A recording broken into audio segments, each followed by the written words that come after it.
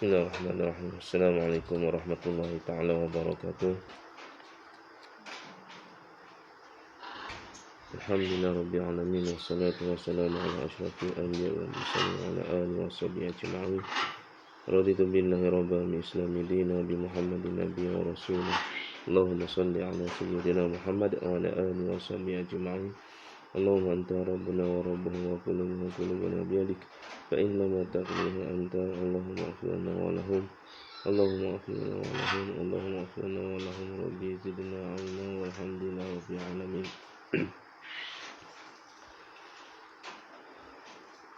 Bab 47 Zalim.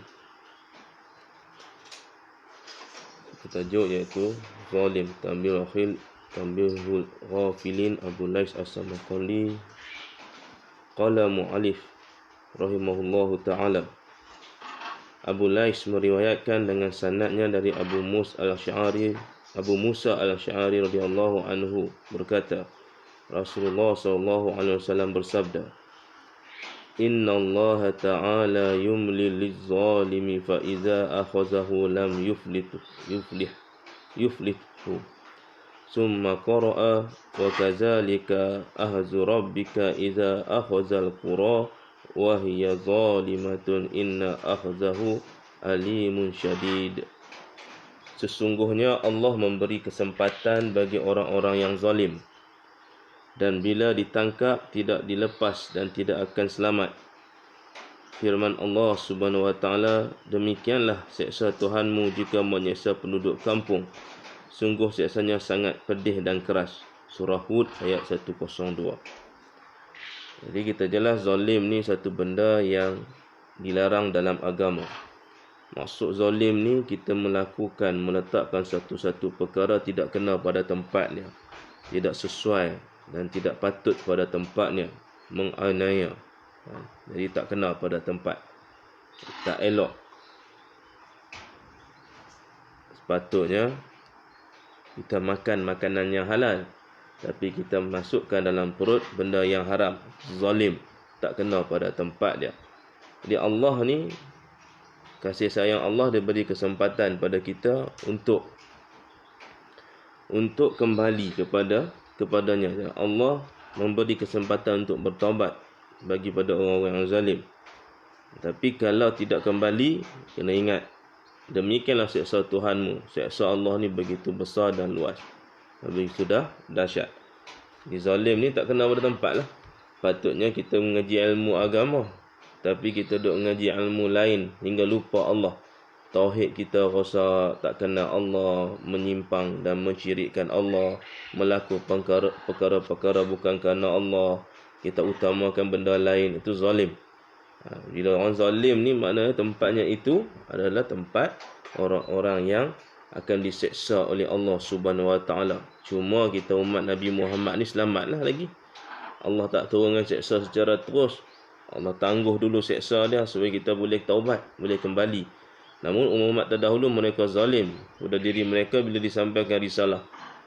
Bila disampaikan tentang akidah, suruh sembah Allah, buat kerana Allah, suruh kembali kepada Islam, dia orang tak nak, maka Allah turunkan azab.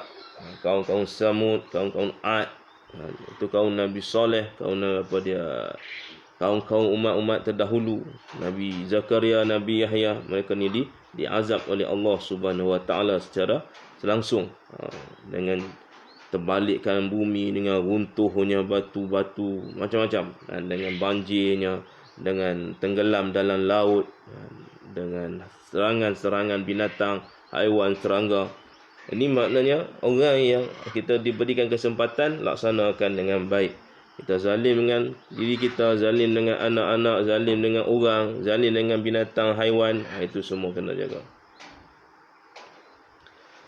Abu Lais meriwayatkan dengan sanadnya dari Abu Hurairah radhiyallahu anhu berkata, Rasulullah sallallahu alaihi wasallam bersabda, Man kanat li akhihi indahu mazlamatun min irdin aw malin falyatahatallahu yawman qabla an yu'khaza minhu yawman la dina wala dirhama fa in kana lahu amalun salih ukhidha minhu biqadri mazlamatihi wa in lam yakul lahu amalun ukhidha min sayyiatihi fahumilat alaihi.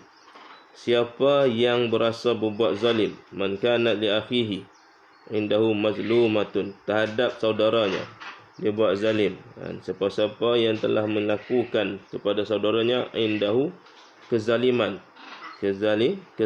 kepada saudaranya berupa kehormatan dan harta, zalim kepada kehormatan seseorang, zalim kepada harta seseorang, hendaklah minta halalnya sekarang juga. Tu kena minta halal. Zalim dengan harta dia, mungkin kita pergi ambil harta dia, pergi curi harta dia, tak bagi hak dia, hak dia sepatutnya dapat benda tu, seperti faraid, harta-harta faraid, harta-harta si mati perlu dimasukkan, difaraidkan, dibahagi-bahagikan mengikut kaedah Islam. Tapi dia tak bagi, dia ambil kat dia saja, dia tak buat, dia zalim, tak bagi, dia tamak, maka itu akan diazab oleh Allah. Dia kena cepat-cepat dia minta halal, cepat-cepat dia kena serahkan balik. Dia tak boleh, dia tak boleh kata aku yang jaga mak pada sakit dulu, daripada dia tak sihat, hampa semua tak main. Tak kira jaga tak jaga. Jaga tak jaga cerita lain. Harta ni kena bagi sama rata mengikut faraid. Sama rata pula adil mengikut faraid. Biar. Jadi kalau kita berlakukan zalim pada orang lain, ambil dia punya barang, ambil dia punya harta, ataupun memalukan dia, memfitnah dia, ataupun kita ngumpat dia, cepat-cepat kena minta halal, kena minta maaf dengan dia. Ini yang disebut oleh Nabi, cepat-cepat. Min ardin aw malin falyatahallalhu.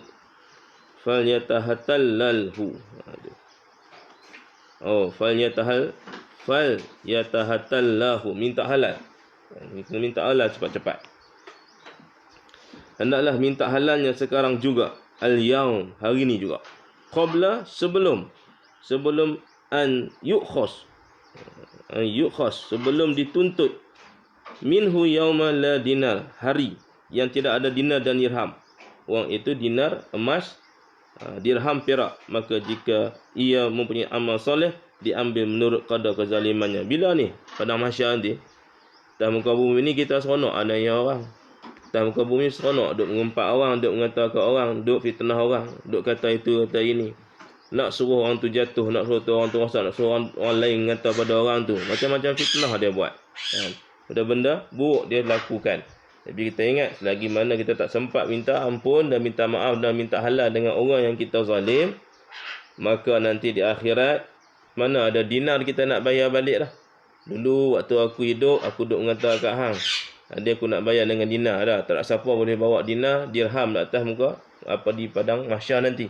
Apa yang dia akan ambil? Segala amalan baik kita. Kalau kita puasa 1000 tahun pun Allah terima amalan tu, tapi di akhirat esok kita dah zalim dengan orang, buat benda yang tidak betul, anaya orang, semua amalan kita itu akan diberikan pada orang yang kita zalim, yang anaya. Kosong. Wa na'udzubillah min zalik. Dan bila tidak menjadi amal soleh, fa in kana lahu amalun soleh ukhidha minhu biqadri. Kalau kita tak ada amal soleh, tadi tu mungkin ada amal soleh bagi lagi, ni tak ada langsung amal soleh, tak ada benda baik kat diri dia, maka diambilkan dari kejahatan orang itu untuk dipikulkan pada orang yang kita duk zalim, orang yang kita duk mengata, orang yang kita duk fitnah, orang yang kita duk mencuri barang dia, tak bagi hak dia. Segala dosa-dosa dia kita pula diberikan pada kita. Ni kita nak tanggung apa? Dan muka bumi ni kita duduk dalam rumah dalam pondok, tak ada kipas pun panas dah. Nak duduk kat luar cari angin. Kebangkan api neraka duduk dalam dia. Bukan duduk dekat atas api neraka, dalam tu. Jadi bahan bakar api neraka dan hidup dalam api neraka. Dan muka bumi ni duduk dalam pondok panas, tak ada kipas. Puas buka pintu, buka tingkap. Puas duduk kipas dengan buku. Mandi. Macam-macam boleh buat lagi. Tapi ke akhirat esok nak buat apa? Boleh mandi dalam api neraka. Nak mandi dengan apa? Ni kena hati-hati. Jangan zalim dengan orang. Kat muka bumi ni boleh. Hari kita ambil hak orang, ambil tanah orang. Tentang dia di pemerintah, dia rampas sana, rampas sini. Itu tak boleh begitu keadaan dia. Kena ikut undang-undang Allah Subhanahu Wa Taala. Abu Lais meriwayatkan dengan sanadnya dari Abu Hurairah radhiyallahu anhu berkata Rasulullah sallallahu alaihi wasallam bersabda, "Tahukah kamu siapakah orang yang tertipu itu?" Nabi tanya kepada sahabat, "Tahu tak siapa yang orang kena tipu?" Siapa dia orang yang selalu kena tipu ni? Jawab sahabat, orang yang ghaili, iaitu orang yang habis harta dan berkakas rumahnya untuk membayar hutang dan belum juga selesai. Dia kata orang yang tertipu ni, kata sahabat, iaitu orang yang tertipu pula, orang yang muflis kan. Siapakah orang yang muflis di atas muka bumi? Jawab sahabat, orang yang muflis itu al-muflisu man la dirhama lahu wala dina wala mata. Orang yang tak ada harta, orang yang tak ada perkakas rumah, tak ada apa benda, itu orang yang muflis lah. Tak ada kekayaan apa sama, itu orang muflis. Itu kata sahabat pada Nabi SAW. Nabi sebut orang yang muflis itulah umatku. Muflis ni orang yang tertipu lah dengan dunia. Orang yang tertipu, orang yang muflis itulah umatku, itu datang pada hari kiamat dengan sembahyang. Yang muflis ni, yang tak ada apa tertipu dengan dunia ni, dia bawa sembahyang dia pada hari kiamat. Dia sembahyang, bawa sembahyang dia. Dia bawa zakat dia bawa puasa penuh semuanya, tetapi dia telah memaki, dia duk menuduh, duduk anaya, zalim, dan makan harta anak yatim, makan harta yang tidak layak bagi dia, makan rasuah, mencuri apa semua, dan menumpahkan darah, bunuh tanpa sebab, tanpa benda yang halal, duk pukul orang, dan maka dibayarkan untuk ini dari hasanatnya. Jadi kebaikan yang dia dapat tadi dibayar habis semua, dan itu dari hasanatnya. Maka bila telah habis hasanatnya, sebelum selesai membayar tanggungannya, maka diambil dari dosa-dosa orang yang diganggu itu, ditanggungkan kepadanya, kemudian dilemparkan dalam api neraka. Ni orang yang paling muflis, iaitu muflis di padang mahsyar. Bawa solat, bawa puasa, bawa sedekah, bawa amalan, tapi buat perangai buruk, zalim pada orang. Esok orang yang dizalim tu semua dapat pahala yang dia buat. Kerana hasanat dia tadi itu, kebaikan-kebaikan dia bagi pada orang dia zalim, dan dosa orang yang dizalim tu pergi pada dia, dan dia dicampakkan dalam api neraka. Ini orang yang muflis. Muflis atas muka bumi ni tak ada apa sangat. Masih lagi duk boleh makan, boleh duk minum, masih boleh duk cakap, duk bergaul, duk sembang, ada laki bini apa semua. Muflis kat akhirat apa kita boleh buat? Langsung tak boleh buat apa-apa. Itu. Jadi jangan duk zalim orang. Jangan duk aniaya orang, jangan duk ambil harta orang, ambil barang orang, jangan. Kita atas muka bumi ni duk belajar okey lagi apa, duk elok. Puasa okey, tak apa, selamat. Tapi ingat, apa yang kita belajar ni perlu menjadi amalan kita sampai kita mati. Kita belajar, kita nak amal, kita nak sampai pada orang. Takat amal saja tak jadi, kena sampaikan pada orang. Kena buang benda yang tak baik.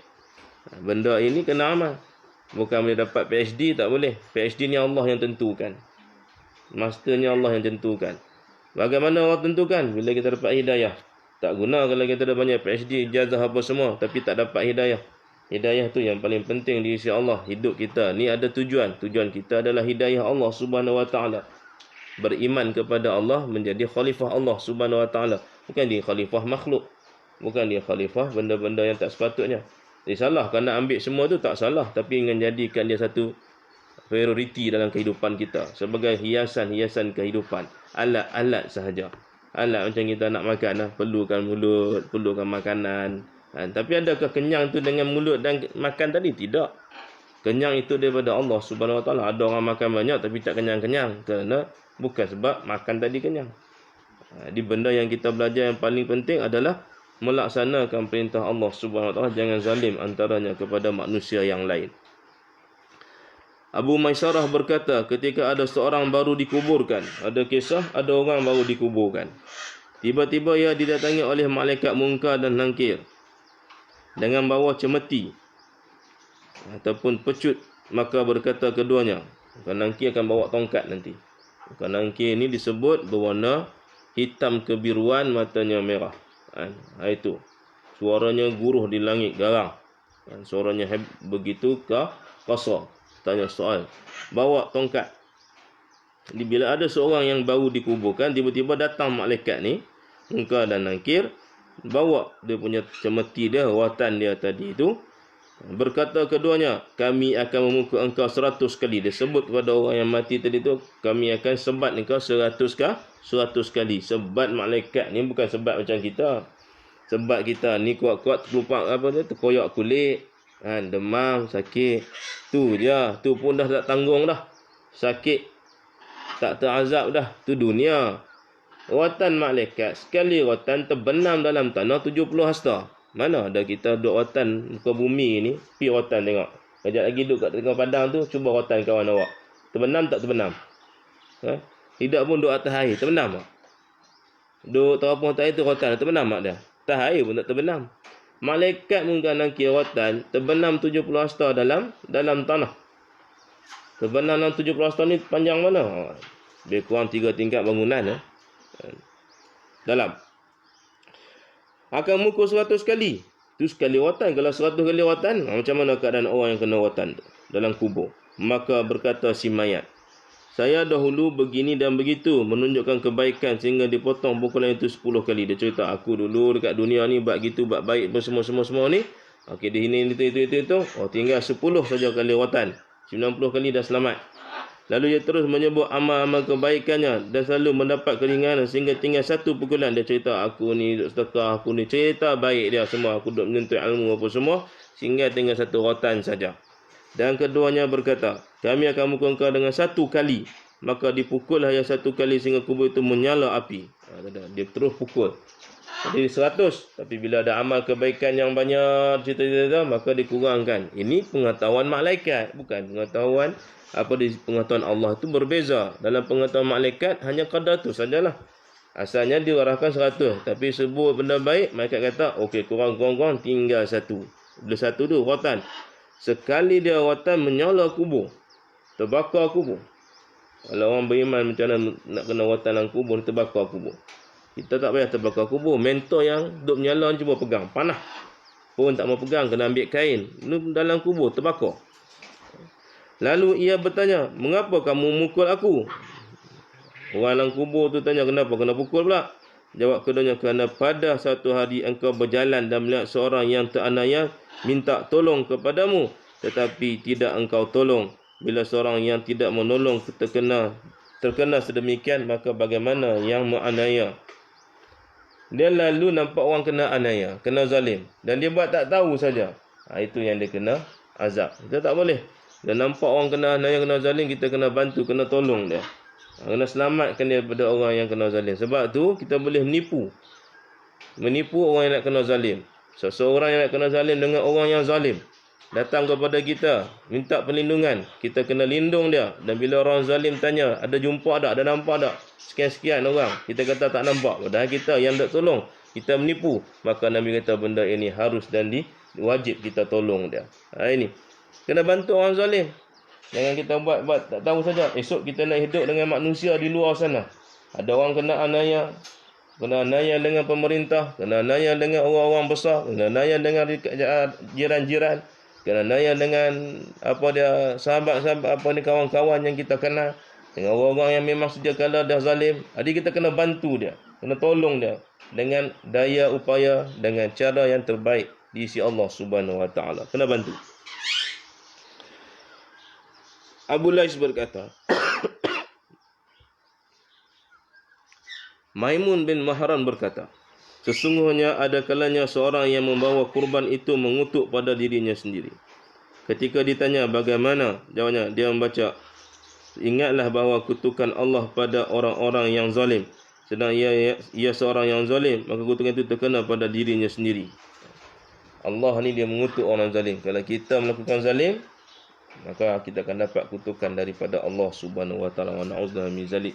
Jangan buat benda zalim. Ingat, buat benda zalim ni buat benda yang tak kena pada tempatnya, menganiaya orang, menganiaya diri sendiri. Jadi kena hati-hati benda yang tidak baik ini. Walaupun kecil jangan buat. Abu Lais berkata, tidak ada dosa yang lebih besar daripada zalim. Sebab dosa itu bila antara engkau langsung dengan Allah, maka Allah sangat pemurah untuk memaafkan padamu. Tapi jika dosa itu antaramu dengan sama manusia, maka tidak ada jalan melainkan minta maaf kepada orang yang kita buat tu, aniaya tadi itu, zalim ke atasnya tadi itu. Bila tidak dapat kerana orangnya telah mati, maka bacalah istighfar untuknya. Semoga dengan itu akan dihalalkan kelak di hari kiamat. Kita buat dosa dengan Allah, kita terus minta ampun dengan Allah. Allah ampunkan sebab Allah Maha Pemurah. Allah Maha Pengampun, Maha Penyayang. Tapi kalau kita buat dosa dengan orang, kena pergi cari orang tu. Orang ni, kalau dia okey, kadang-kadang dia maafkan. Kalau dia tak okey, dia tak maafkan. Sampai kiamat lah kita, sampai nak akhirat esok kita nak payah macam mana, nak jumpa dia macam mana nak minta maaf. Lepas tu kalau tak jumpa dia, kalau tak tepat juga minta maaf, kita kena istighfar banyak-banyak untuknya. Mudah-mudahan dia lembut hati dan kita diampunkannya. Berapa banyak kita duk aniaya orang, berapa banyak kita duk ngumpat zalim orang. Dia. Sebab tu kalau kita buat satu benda yang tak baik, kita istighfar untuk diri kita dan istighfar untuk dia. Mudah-mudahan Allah lembutkan hatinya untuk maafkan kita, halalkan apa yang kita lakukan. Kalau ada begitu, jadi kena buat, jadi kena hati-hati. Kehidupan kita ni dengan manusia, dengan Allah. Hablu minallah wa hablu minan nas. Hubungan kita dengan Allah dah wajib, memang kena jaga dah. Yang utama, dengan manusia pun kena jaga. Manusia ni banyak pula kategorinya. Manusia yang kafir, manusia yang Islam, kena jaga dua-dua. Bukan Islam saja kita jaga. Jiran kita ada orang kafir, jiran kita ada orang Islam, semua kena jaga. Jangan kita jadi ada zalim tadi, tak bagi keadilan kepada si kafir. Si kafir ni timpa musibah, kita buat tak tahu je. Si Islam ni terima musibah, kita tolong, tak boleh. Kena tolong dua-dua. Kena bantu dua-dua, itu namanya adil. Letakkan satu tempat dengan kena, tempat je tadi itu adil, sesuai dengan keadaannya. Kalau kita tak bantu orang yang kafir, tanggungjawab kita kepada orang kafir, maka kita tidak termasuk dalam kelompok orang yang adil, termasuk kelompok orang yang zalim. Jadi kena hati-hati, kena bantu. Maimun bin Mahram berkata, seseorang jika berbuat aniaya pada orang lain, zalim pada orang lain, orang lalu ia akan minta maaf, tetapi tidak dapat, lalu ia membacakan istighfar untuk orang yang telah dia aniaya. Tiap habis sembahyang, maka berlepas dari tuntutan penganiayaannya. Jadi di sini disebut oleh Maimun bin Mahram, kalau kita buat zalim dengan orang, kita buat dosa dengan orang, kita buat benda aniaya dengan orang, ngumpat dia ke, gaduh ke. Jadi antara kaedah untuk kita ni selamat, kita mungkin nak minta maaf dengan dia, dia tak maafkan kita, ataupun kita nak pergi cari dia, tak jumpa dia, macam kita hutang. Kita hutang dengan orang lama, mati dah orang tu, cari tak jumpa, ahli keluarga pun tak jumpa, dia bagaimana? Kaedahnya kita istighfar banyak-banyak untuk orang tu. Mudah-mudahan di padang mahsyar nanti dia halalkan. Mudah-mudahan di padang mahsyar nanti dia maafkan kita. Istighfar untuk orang tu lepas solat, sampai jiwa dan hati kita berasa tenang di sisi Allah Subhanahu Wa Taala. Lagi mana tak berasa tenang, lagi tu kita istighfar banyak-banyak lepas solat. Istighfar jangan berhenti-berhenti, kan? Mohon mudah-mudahan orang yang kita berhutang, orang yang kita zalim, orang yang kita ngumpat fitnah ni dia ampunkan kita. Kita takut nanti kita ni buat amal banyak kat atas muka bumi, tapi bila pada mahsyar nanti semua amalan kita itu dipindahkan pada orang yang kita zalim anaya. Wa na'udzubillah min zalik. Jadi cepat-cepat istighfar banyak-banyak untuk diri kita dan untuk orang yang kita anaya tu. Ibnu Mas'ud radhiyallahu anhu berkata, man aana zaliman ala zulmihi aw laqanahu hujjatan yudhidu biha haqqa amri'in muslim faqad ba'an bighadabin minallahi wa alaihi wazruha. Siapa yang membantu orang zalim untuk menganiaya atau mengajari cara pembelaannya untuk mengalahkan hak seorang muslim, maka ia telah mendapat murka Allah SWT dan menanggung dosanya. Siapa yang bantu orang zalim untuk aniaya, dia bantu, dari tukang bantu pula zalim. Orang tu dah zalim dah, tiba-tiba dia jadi pembantu pula. Orang tu bayar dia, ni aku bayar sekian-sekian, hang buat fitnah lagu ni, buat lagu ni supaya orang ni dipandang hina, orang ni dikata, orang ni nampak buruk perangannya, rosak kepada satu orang muslim yang lain. Ini Allah murka pada dia. Hari ni ramai tak? Ramai dapat duit daripada orang lain, dapat duit pula daripada orang kafir, dia pula memfitnah orang Islam. Dia Islam fitnah orang Islam, dia buat aniaya pada orang Islam. Kenapa? Kepentingan kehidupan dunia, nak dapat harta, pangkat, darjat dunia. maka inilah termasuk yang disebut oleh Ibn Mas'ud, orang yang mendapat murka Allah. Hidup dia jadi tak tentu arah, cakap dia jadi pelik, jadi salah, jadi tak elok, kerja nak nipu, kerja nak cakap benda tak baik. Dia orang yang duduk kelompok ni, yang menyokongnya, yang setuju ni, sama-sama dapat murka Allah. Wa na'udzu min zalik. Ni kena hati-hati. Kita nak menjatuhkan orang Muslim buat apa? Selagi mana dia tidak langgar perintah syarak, walaupun dia buat benda tak elok, kita kena pergi nasihat dia baik-baik. Bukan mu'anaya dia, ikut pula orang kafir, buat pula kerja yang tak elok, mu'anaya zalim orang lain. Yang ni Allah murka. Bila Allah murka, hidupan dia tu nampak memang takkan kena. Ada benda saja mencari salah. Benda yang kecil pun mencari salah, benda yang besar lagi ya. Ini. Dia tak nak cari penyesuaian dalam kehidupan sesama Muslim. Dia nak cari jalan lain, nak pecah belahkan. Ini yang dibuat oleh orang kafir. Ini yang dibuat oleh orientalis barat. Pemikiran barat, cara gaya baru merosakkan umat manusia dengan pemikiran orientalis barat, yang duduk yang menjatuhkan kerajaan-kerajaan di bumi. Apa dia, Spanyol, apa nama dia? Islam masuk di mana? Apa? Satu lagi, kan Cordoba, satu lagi. Granada duduknya di sana 800 tahun. 800 tahun Islam bertapak di Granada. Siapa masuk di Granada? Tenteranya siapa? Tariq bin Ziyad masuk di sana. 800 tahun Islam duduk di Granada, Cordoba, apa semua tadi tu. Tapi akhirnya rosak, dimasukkan cara pemikiran orientalis. Tapi mereka mengaku disebabkanlah Islam di Granada itulah barat keluar daripada kehidupan kegelapan, dark age, zaman kehidupan yang penuh kegelapan. Tak tahu apa benda, hidup macam mana pun tak tahu, bangunan lagilah tak tahu, daripada segi struktur kehidupan masa pun tidak tahu, duit atau benda langsung mereka tak tahu. Yang mereka hanya tahu buat benda yang tak elok, rosak, tak tahu apa benda, tak ada tamadun yang rosak. Bila masuk ke Granada, 800 tahun menjadi kegemilangan sampai hari ini. Tapi lepas 800 tahun, baru 40 tahun yang ini Islam mula-mula muncul balik. Bayangkan, orientalis masuk, merosakkan umat manusia. Hari ini sama, pecah dan perintah merosakkan kehidupan manusia. Jadi kita jangan termasuk. Kita mesti orang yang mengikut ketauhidan, mengikut sumber tauhid, mengikut sumber Al-Quran dan As-Sunnah. Umar Ibn Khattab berkata, sukakah saya diberitahukan kepadamu orang yang lebih bodoh dari itu? Ada kisah, hingga Umar kata, Pak, ni ada seorang yang begitu bodoh. Umar sebab ni ada orang bodoh ni. Nak tahu tak siapa yang bodoh? Jawab apa ni?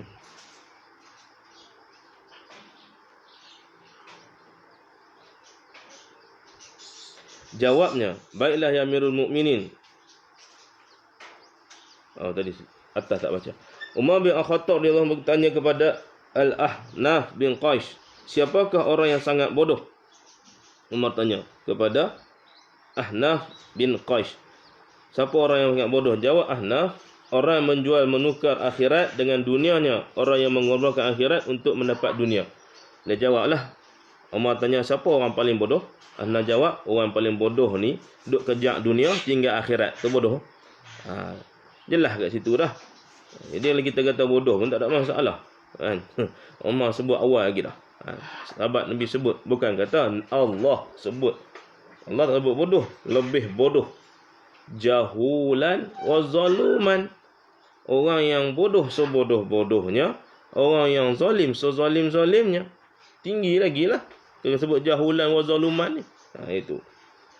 Jika anda bacaannya begitu. Jadi Umar tanya, siapa orang yang paling bodoh? Jawab Ahnaf, kata orang bodoh ni dia ambil dunia tinggal akhirat, tu bodoh. Umar kata, sukakah aku bagi tahu kau orang yang lebih bodoh daripada tu? Hak ambil dunia tinggal akhirat ni bodoh dah. Tapi Umar kata apa? Ada lagi berbodoh dah ni. Siapa dia? Jawab, ya Amirul Mukminin. Apa dia? Umar berkata, iaitu orang yang menjual menukar akhirat untuk keuntungan kepentingan orang lain.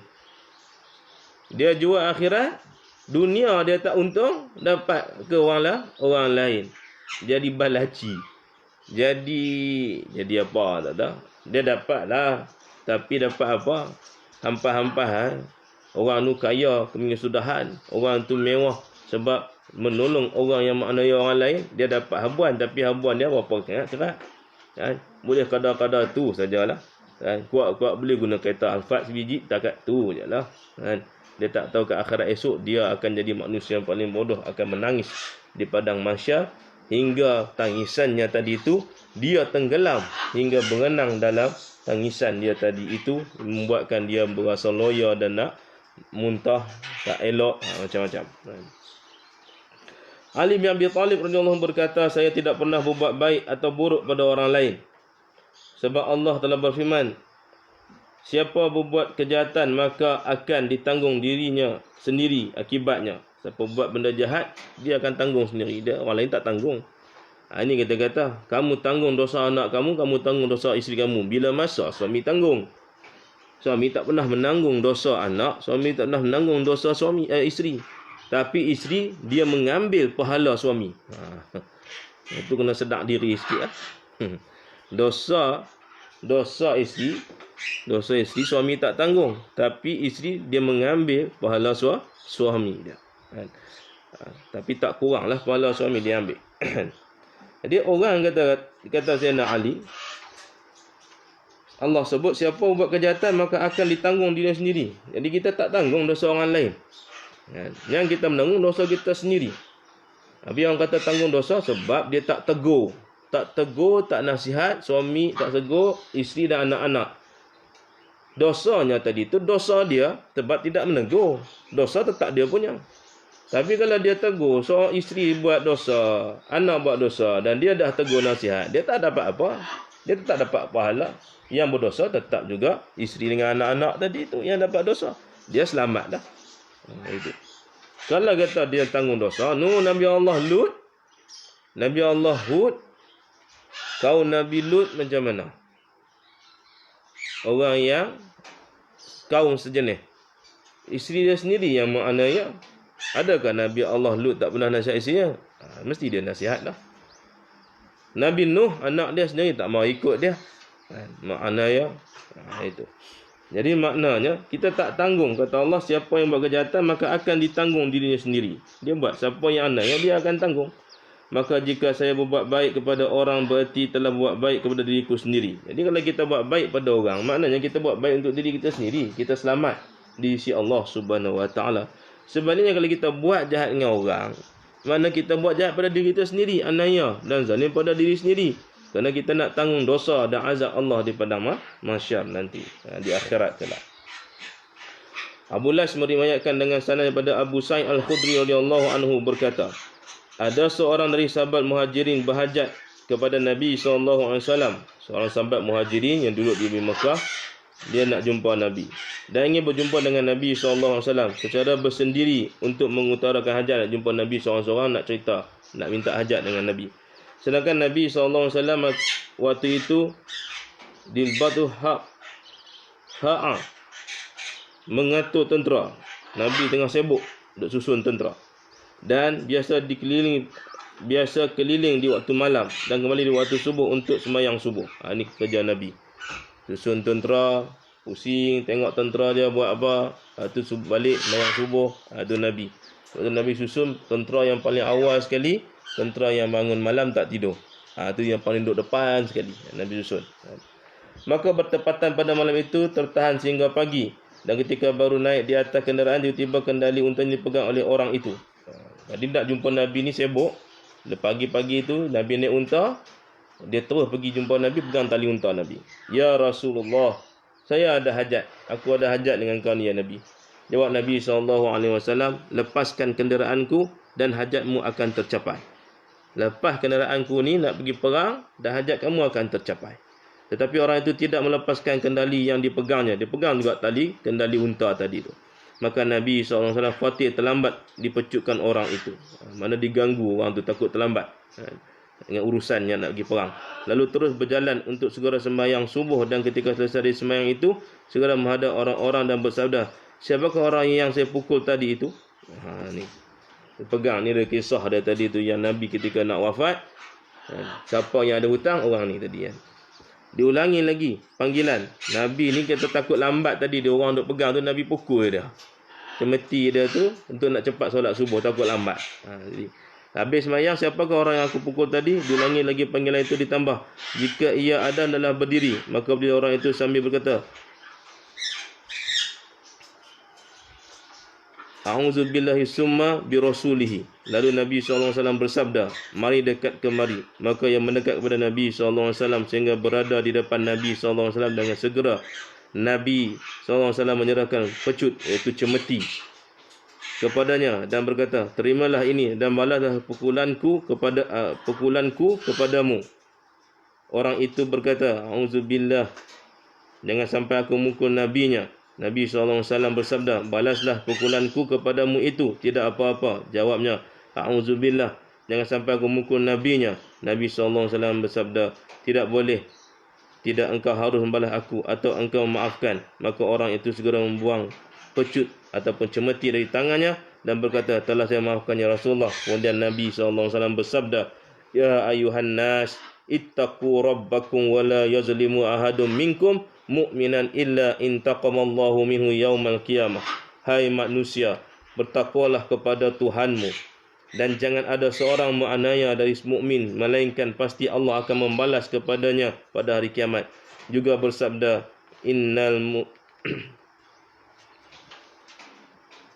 sesungguhnya orang yang tanya itu sungguh sangat beruntung pada hari kiamat. Di Nabi ni tadi dia cemeti sahabat tadi, habis subuh Nabi panggil orang tu, suruh pukul balik Nabi. Ini nak menunjukkan, kalau kau tak nak pukul, kau maafkan aku. Sebab Allah sebut, Nabi sebut, orang yang bertakwa ni dia tidak akan menzalimi orang lain, tidak menganiaya orang lain, sebab Allah akan balas di padang mahsyar nanti. Wa na'udzu min zalik. Kita kena hati-hati buat perkara yang Allah redha, buat perkara yang Allah sayang. Jangan zalim pada orang. Kita berasa kita ada kuasa, kita berasa kita ada pangkat, kita berasa kita ada kedudukan, kita duduk zalim orang. Ingat, kita akan bumi seronok zalim orang, sampai pada masa nanti pahala kita ni tak ada guna pakai dah. Hari ni bolehlah buat itu, buat ini. Dia berasa mewah, hebat, ada itu, ada ini. Di padang mahsyar kita ada apa? Boleh bawa emas, dirham wa dinar, langsung tak boleh buat apa-apa. Dah tak ada dirham dinar, pakaian pun tak ada, mulut tak boleh bercakap. Al-yawma nakhtimu ala afwahihim. Mulut dia akan dizip, ditutup. Wa tukallimuna aydihim. Tangan-tangan akan menjadi saksi berkata-kata. Wa arjuluhum apa dia?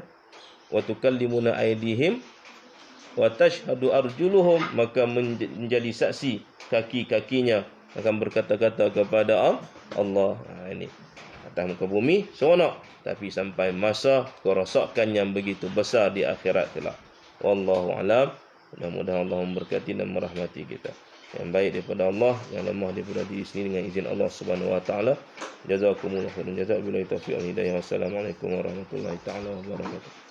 Allahumma anzil rahmah wal maghfirah wal barakah wa sallallahu alaihi wa sallam wa faqihna fi din wa bi ta'wil waj'alna muqima salatina wa min zurriyyatina wa la taqabbal. Alhamdulillah rabbil alamin.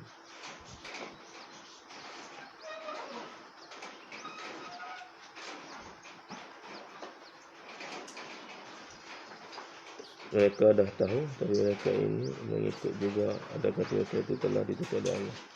Orang yang dah tahu perkara-perkara, dah tahu ilmu, dia ada ilmu, ada manusia ada ilmu. Ini namanya ada ulama-ulama yang jahat.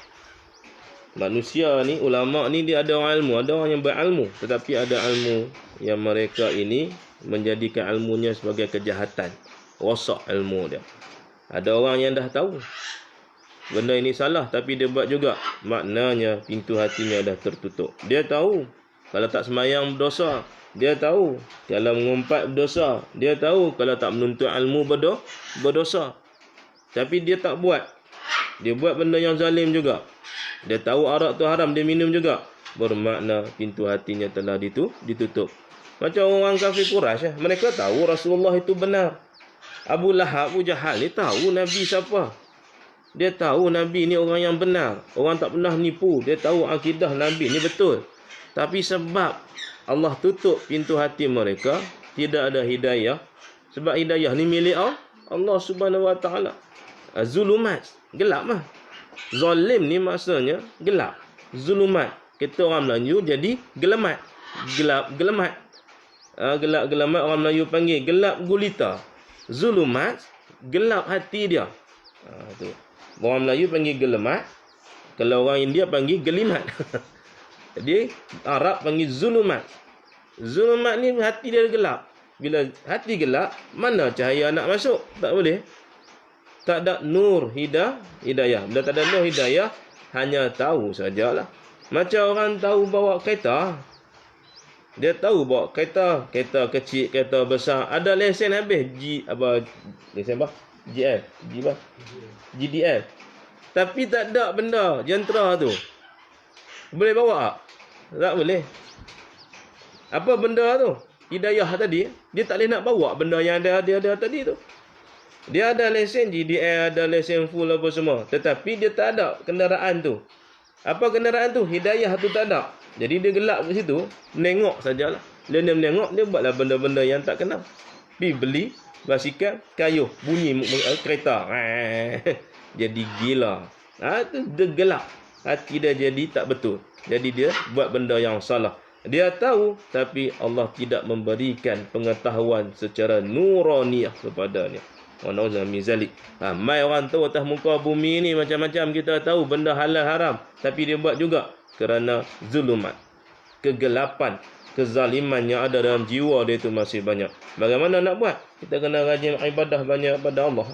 Kena ibadah banyak, kena minta ampun banyak, kena istighfar banyak, kena menuntut ilmu hari-hari. Sehari tak menuntut ilmu, 3 hari tak menuntut ilmu, 1 titik hitam akan ada dalam jiwa kita. Bayangkan duduk rumah tak menuntut ilmu, berapa banyak titik hitam. Tu tak menuntut ilmu. Yang tengok maksiat, yang tengok TV ke, yang tengok apa main check up sambang yang benda tak elok, berapa banyak.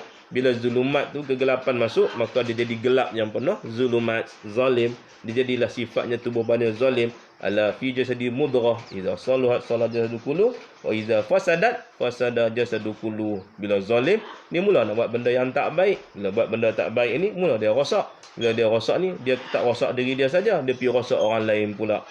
Ni. Jadi kita kena counter. Kena cari tempat yang elok. Duduk dengan orang soleh. Ubat dia mestilah duduk dengan orang soleh. Kena sembahyang 5 waktu. Solat subuh jangan tinggal berjemaah. Kena puasa ke, sunat, kebiasaan selalu. Kena sedekah. Kena apa lagi? Tak apa dah duha. Banyak. Wallahu alam.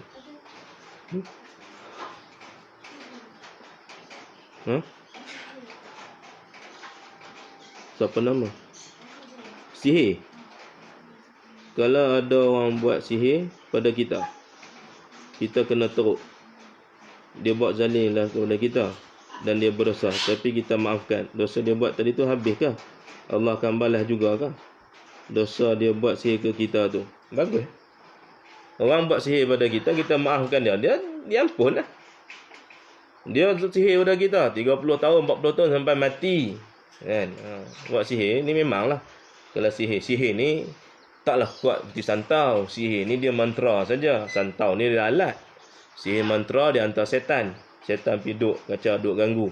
Satu ni dia akan hantar alat, iaitu jadi santau. Bila ada alat saja, ada barang, jadi santau. Tak ada alat, tak ada barang, jadi sihir. Ada biar sihir ni dengan mantra-mantra dia tadi tu lah. Mantra dia kan. Kereta merah, kereta putih atas kepala, cabut gigi, letak bawah kaki, tertelan hidup. Ubuh pergi lah. Dia mantra dia tu. Jadi orang tu pun kena zalim. Syaitan pun pergi duduk dengan dia zalim. Dan kita kena ni, tuan, kita lah yang kena. Lalu kita maafkan orang yang duk sihir kita. Adakah dia dimaafkan oleh Allah? Ya? Kita dengan urusan kita, dia selesai. Maknanya, dia dosa dengan kita, tak ada lah. Sebab kita dah maafkan dia. Biarlah kat dia nak buat kat aku maafkan. Habis. Tapi sihir yang dia buat lakukan itu dengan Allah, itu dia dengan Allah. Kalau dia minta ampun, selamat. Kalau dia tidak minta ampun, dia syirik. Dia dapat dosa syirik. Wa na'udzu min zalik. Dengan kita manusia yang kita maafkan dia selesai. Tapi dia dengan Allah, itu dia dengan Allah. Kita tak boleh pula sebab kita maafkan dia selamat. Tidak. belum tentu lagi, sebab dia urusan dengan Allah, sebab dia main sihir. Main sihir ni syirik ah. Bila main syirik ni maknanya tidak diampunkan Allah, melainkan dia kembali kepada Islam. Itu urusan dengan Allah. Urusan dengan kita satu bab selesai, kita maafkan dia. Urusan dengan Allah, kalau dia bertaubat, alhamdulillah. Kalau tidak, habislah, maka akan dia dapat azab Allah Subhanahu wa taala. Wallahu alam.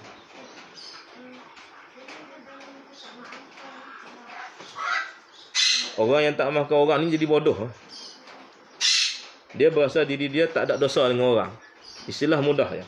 Kita ni tak maafkan orang. Orang dah buat dosa dengan kita, kita tak maafkan orang. Bodoh lah dia. Dia menjadi zalim pula. Walaupun aku tak kira, geram kan. Sebab dia tak tahu yang dia pun nanti ada dosa dengan orang yang kita tak sedar, takut orang tu tak maafkan kita. Ada kata bodoh tadi tu. Lebih baik kita maafkan orang. Sebelum tidak, aku maafkan semua orang yang dosa dengan aku, besar ke kecil, sedang tak sedang aku maafkan. Kita selesai. Orang yang tak maafkan orang ni cepat sakit jantung, paru-paru rosak, buah pinggang problem. Banyak ah. Ada dia 3, 4, 6 serangkai, 7 serangkai ni. Dia ada sabit. Mediterranean fisiologi tubuh badan dia sabit. Dengan sifat manusia tadi itu. Sebab tu Allah jadikan sifat manusia ni dalam keadaan yang baik. Dia jadi sekata laqad khalaqnal insana fi ahsani taqwim. Ahsan ni maknanya kelengkapan yang cukup lengkap. Semua benda, bukan satu dua, semua benda. Wallahu a'lam.